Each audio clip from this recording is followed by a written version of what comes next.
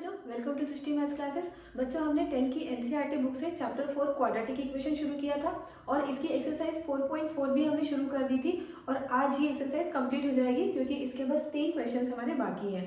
और इस चैप्टर में हमने पढ़ा था नेचर ऑफ रूट्स के बारे में। पिछले वीडियो में मैंने इसके सारे कंसेप्ट क्लियर करा दिए थे आपको, आप चाहे तो उस वीडियो को देख सकते हैं। तो आज हम करने वाले हैं question 3। Is it possible to design a rectangular mango grove whose length is twice its breadth and the area is 800 meters square? If so, find its length and breadth. तो अब बच्चों यहाँ पर क्वेश्चन में ये पूछा जा रहा है कि क्या ये पॉसिबल है कि कोई रेक्टेंगुलर मैंगो ग्रोव इस तरह का हो जिसमें लेंथ उसके ब्रेथ के कंपेयर में ट्वाइस हो और उसका एरिया 800 मीटर स्क्वायर है। अगर ऐसा पॉसिबल है तो उस रेक्टेंगुलर मैंगो ग्रोव की लेंथ एंड ब्रेथ हमको फाइंड करनी है। तो जब भी किसी क्वेश्चन में पॉसिबिलिटी पूछी जाएगी तो आपको कैलकुलेट करना है डिस्क्रिमिनेंट। अगर डिस्क्रिमिनेंट पॉजिटिव या फिर जीरो आता है मतलब वो जो गिवन सिचुएशन है वो पॉसिबल होगी, लेकिन अगर डिस्क्रिमिनेंट नेगेटिव आएगा तो उस क्वाड्रेटिक इक्वेशन के रूट्स एग्जिस्ट नहीं करेंगे, मतलब जो गिवन सिचुएशन है वो पॉसिबल नहीं है। तो अब इस क्वेश्चन को हम करके देखते हैं। तो यहाँ पे जैसा कि क्वेश्चन में लिखा हुआ है length is twice its breath, तो हम उस रेक्टेंगुलर मैंगो ग्रोव की ब्रेथ सपोज कर लेंगे x मीटर्स। एक बार आपको मैं ड्रॉ करके एक्सप्लेन कर देती हूँ। हमने ब्रेथ को अगर x मीटर सपोज किया तो क्वेश्चन के अकॉर्डिंग लेंथ ले लेंगे हम 2x मीटर्स और फिर इसका एरिया दिया हुआ है हमें 800 मीटर स्क्वायर। तो अभी पहले तो हम क्वाड्रेटिक इक्वेशन सेटअप कर लेते हैं और सबसे पहले लिख लेंगे हम statement. Let the breadth of the rectangular mango grove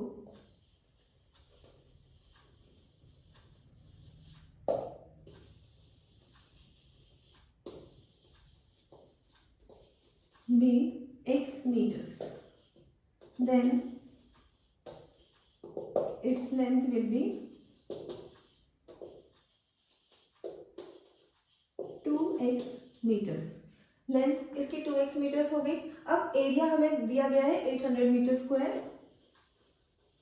area of the mango grove is 800 metre square and area of rectangle के लिए फॉर्मूला होता है length into breadth, it is equal to 800। Length है 2x और breath दी गई है हमें x equals to 800। इस 2 को राइट हैंड साइड में ले जाकर डिवाइड करेंगे। लेफ्ट हैंड साइड में तो x इंटू एक्स स्क्वायर आ जाएगा और राइट हैंड साइड में जब 800 से 2 डिवाइड होगा तो यहाँ पर मिल जाएगा हमें 400।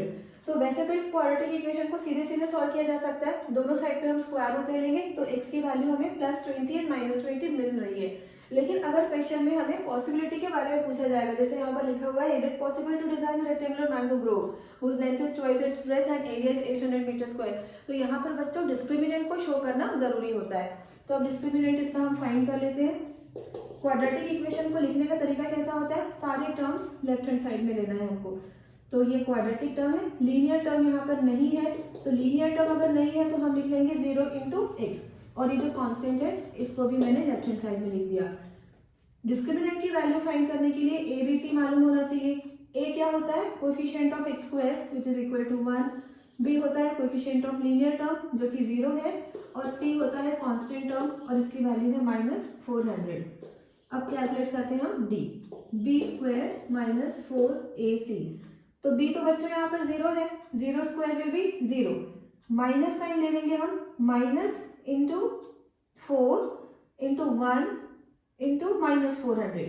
इन वैल्यूज को हमें पुट करना है। b के लिए मैंने कुछ भी नहीं लिखा क्योंकि b 0 था, -4 ले लिया, a is 1 and c is -400। तो डिस्क्रिमिनेंट की वैल्यू हमें दिखाई दे रही है 1600। d equals to minus into minus plus 1600, it is greater than 0, ये पॉजिटिव है। और पिछले वीडियो में मैंने आपको एक्सप्लेन कर दिया था कि जब भी d की वैल्यू पॉजिटिव होगी हमें उस क्वाड्रेटिक इक्वेशन के 2 रियल रूट्स मिलेंगे। मतलब ये सिचुएशन, ये कंडीशन पॉसिबल है कि कोई ऐसा रेक्टेंगल हो जिसकी लेंथ उसके ब्रेथ के कंपेयर में डबल हो और उसका एरिया हो 800 मीटर स्क्वायर। तो अब इसको हम सॉल्व कर लेते हैं। सॉल्व करने के लिए हम फॉर्मूला भी अप्लाई कर सकते हैं, अदरवाइज हमको यहाँ पर सीधे सीधे दिखाई दे रहा है। अगर दोनों साइड पे स्क्वायर रूट ले लेंगे तो x की वैल्यू +20 एंड -20 मीटर्स आ जाएगी। और नेगेटिव आंसर ऑब्वियसली हम यहाँ पर एक्सेप्ट नहीं कर सकते क्योंकि ब्रेथ कभी नेगेटिव होती नहीं, लेंथ भी नेगेटिव नहीं होती है, तो इसलिए ब्रेथ हमें मिल जाएगा +20 मीटर्स। और लेंथ ब्रेथ के कंपेयर में डबल है, तो 20 का डबल जब हम करेंगे तो लेंथ मिल जाएगी हमें 40 मीटर्स। तो वैसे तो क्वेश्चन पूरा सॉल्व हो चुका है, लेकिन अगर क्वाड्रेटिक फॉर्मूला अप्लाई करके हमें इसको सॉल्व करना है तो वो कैसे करेंगे आप देख लीजिए।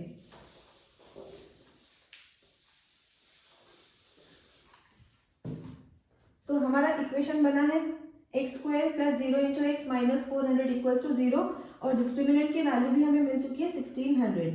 अब मैं डायरेक्ट क्वाड्रेटिक फॉर्मूला लिख रही हूँ, x = -b ± √d/2a -b and b is 0 ± √1600, d की वैल्यू मिल चुकी थी 1600/2 × a is 1। तो इस 1600 का स्क्वायर रूट लेंगे ±400/2 और जब 16 का स्क्वायर रूट हमें मिलेगा 40 में से जब 2 डिवाइड करेंगे तो आंसर यहाँ से भी आपको +& मीटर्स दिखाई दे रहा है। और अभी मैंने आपको एक्सप्लेन किया कि नेगेटिव आंसर हम एक्सेप्ट नहीं करेंगे क्योंकि लेंथ ब्रेथ कोई भी चीज इस तरह की नेगेटिव नहीं हो सकती है। So the breadth of the rectangle is 20 metres.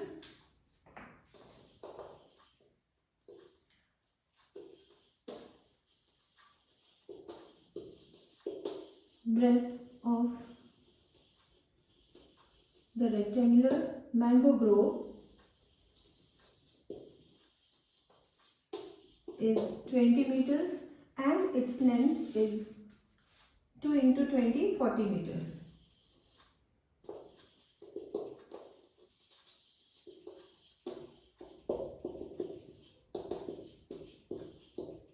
यहाँ पर बच्चों मैं सारे क्वेश्चंस जो मैं आपको सॉल्व करके दिखाती हूँ वो विद स्टेटमेंट पूरी तरह से सॉल्व करके दिखाती हूँ ताकि आपको पता चले कि एग्जाम में आपको लिखना कैसे है। एक भी स्टेप मैं अपनी तरफ से स्किप नहीं करती हूँ ताकि आपको ये गाइडेंस मिल सके कि किस तरह से स्टेटमेंट लिखना चाहिए और किस तरह से स्टेप बाय स्टेप क्वेश्चंस को सॉल्व किया जाता है। अदरवाइज क्वेश्चंस तो बिल्कुल एक मिनट में भी सॉल्व हो जाते हैं काफ़ी सारे, पर अगर आपको डिटेल में लिखना हो तो थोड़ा टाइम उसमें लगता है। अब देखेंगे हम question 4। Is the following situation possible? If so, determine their present ages. The sum of the ages of two friends is 20 years 4 years ago. The product of their ages in years was 48. यहाँ पर बच्चों हमको ये बोला जा रहा है, फिर से सिचुएशन पॉसिबल है या नहीं ये पूछ लिया गया। अगर सिचुएशन की पॉसिबिलिटी के बारे में पूछा जा रहा है मतलब फिर से हम डिस्क्रिमिनेंट कैलकुलेट करेंगे और अगर डी की वैल्यू पॉजिटिव या 0 आती है तब तो वो सिचुएशन पॉसिबल होगी, लेकिन डी की वैल्यू नेगेटिव आएगी मतलब given situation is not possible. तो अब आगे हम देखते हैं कि क्या लिखा हुआ है। To determine their present ages, यहाँ पर आपको प्रेजेंट एजेस डिटरमाइन करने को बोला गया है और आगे क्वेश्चन ये है the sum of the ages of two friends is 20 years. दो फ्रेंड्स हैं उनकी एजेस का सम 20 ईयर्स है, तो यहाँ पर हम एक कोई बच्चे की एज x ईयर सपोज कर लेंगे और दूसरे की एज हो जाएगी 20 - x ईयर्स। फिर आगे लिखा हुआ है 4 years ago, मतलब हमको अब पास्ट में देखना है। Before 4 years the product of their edges in years was 48। तो 4 years बिफोर उन दोनों की जो एजेस थी उनका प्रोडक्ट 48 है। तो अब हम इक्वेशन सेटअप करते हैं। सबसे पहले तो इन दोनों फ्रेंड्स की एजेस सपोज कर लेंगे हम x years and 20 - x years। ये है solution of question 4। Let the ages of two friends be x years and 20 - x years। अब अगर बच्चों हमको 4 years पास्ट की कंडीशन कुछ दी हुई है तो दोनों की हम पास्ट वाली एज फाइंड कर लेंगे, मतलब दोनों की एजेस में 4 सब्ट्रैक्ट कर लेंगे। 4 years ago their ages were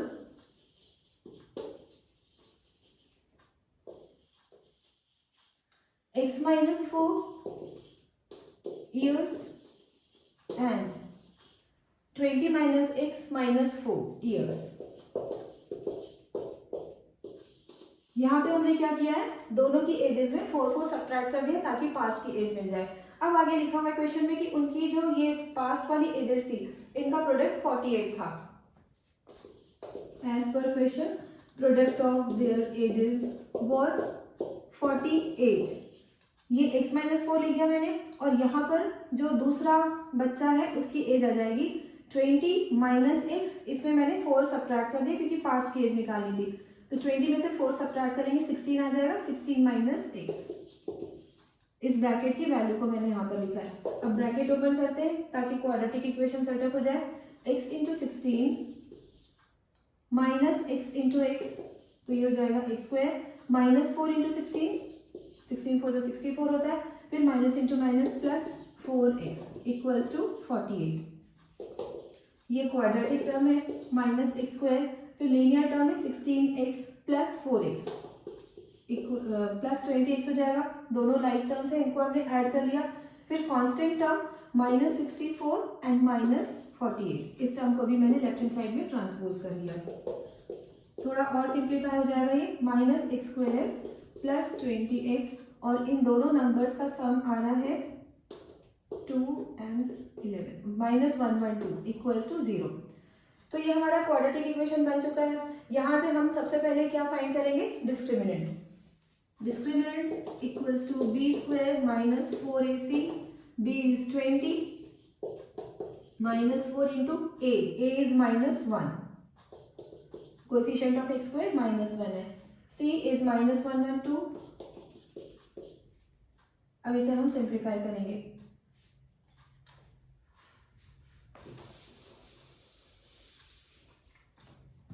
twenty square 400, फिर यहाँ पर 3 माइनस साइन है, तो 3 माइनस साइन जब मल्टीप्लिकेशन में होते हैं तो फाइनली हमको माइनस साइन मिलता है, और ये प्रोडक्ट इनका आ जाएगा 448। तो डिस्क्रिमिनेंट की वैल्यू हमको नेगेटिव दिखाई दे रही है, it is less than 0, therefore this situation is not possible. The given situation is not possible, मतलब ऐसा पॉसिबल नहीं है कि दो बच्चे इस तरह से हो जिनकी एजेस का सम 20 ईयर्स हो, और अगर 4 ईयर्स पास में जाए, मतलब उनकी 4 ईयर्स पहले की एजेस का प्रोडक्ट देखें तो 48 मिल जाए। ये सिचुएशन पॉसिबल नहीं है, तो हमको सीधे सीधे आंसर लिख देना है, know the given situation is not possible. The given situation is not possible.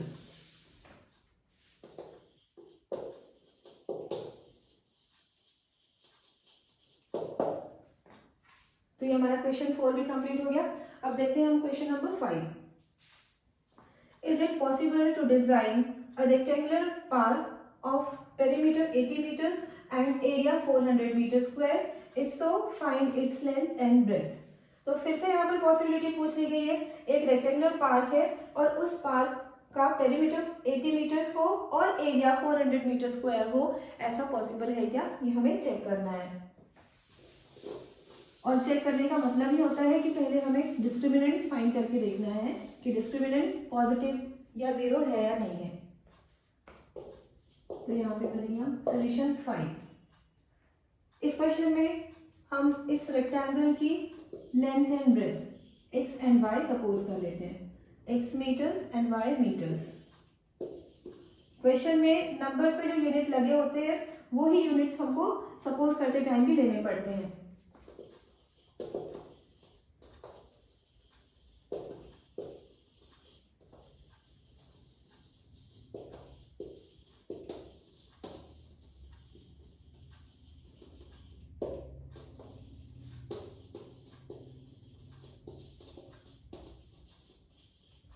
तो यहाँ पर हमने सपोज कर लिया, let the length and breadth of the rectangle be x metres and y metres respectively.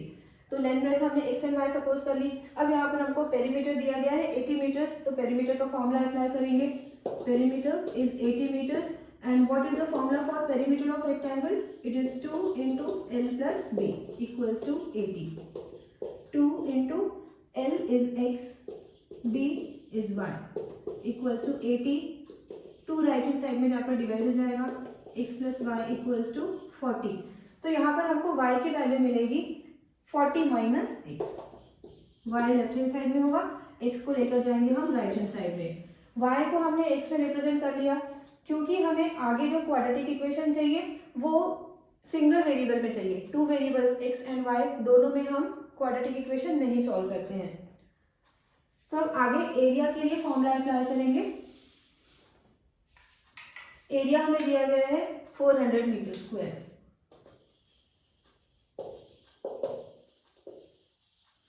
Area of the rectangular park is 400 metre square.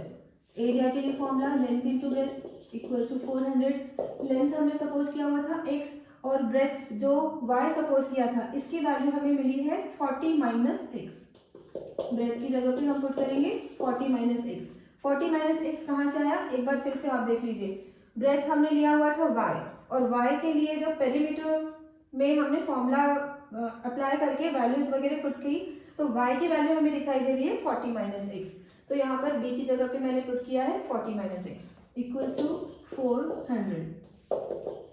अब हम bracket open कर लेते हैं। 40 into x minus x into x equals to 400।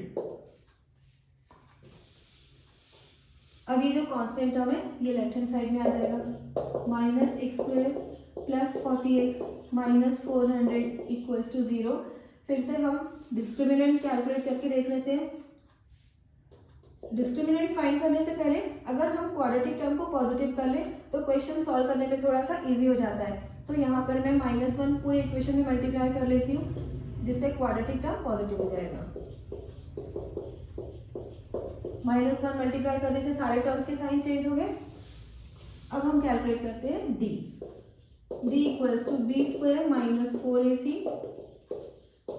b is -40 minus 4 into a is 1 and c is 400। 40 square होगा 1600। अब यहाँ पर 4 4 16 और ये 2 zeros, मतलब 1600 माइनस 1600 दोनों टर्म्स कैंसिल हो जाएंगे। डिस्क्रिमिनेंट की वैल्यू 0 आ रही है। डिस्क्रिमिनेंट अगर 0 होता है तब भी उस क्वाड्रेटिक इक्वेशन के रियल रूट्स एग्जिस्ट करते हैं, वहां पर 2 इक्वल रियल रूट्स आते हैं। तो d की वैल्यू तो 0 दिखाई दे रही है, मतलब सिचुएशन पॉसिबल है। d अगर नेगेटिव होगा सिर्फ उसी केस में सिचुएशन पॉसिबल नहीं हो पाता है। तो ये जो गिवन सिचुएशन है ये भी पॉसिबल है। तो हम आंसर लिखेंगे yes the given situation is possible.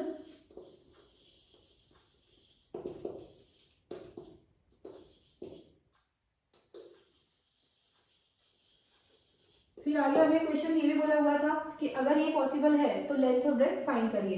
तो लेंथ ब्रेथ फाइंड करने के लिए हम अप्लाई कर लेते हैं quadratic formula x equals to minus B plus minus square root of B. यहाँ पर तो हम डिस्क्रिमिनेंट लिखते हैं और डिस्क्रिमिनेंट की वैल्यू हमें मिल चुकी है 0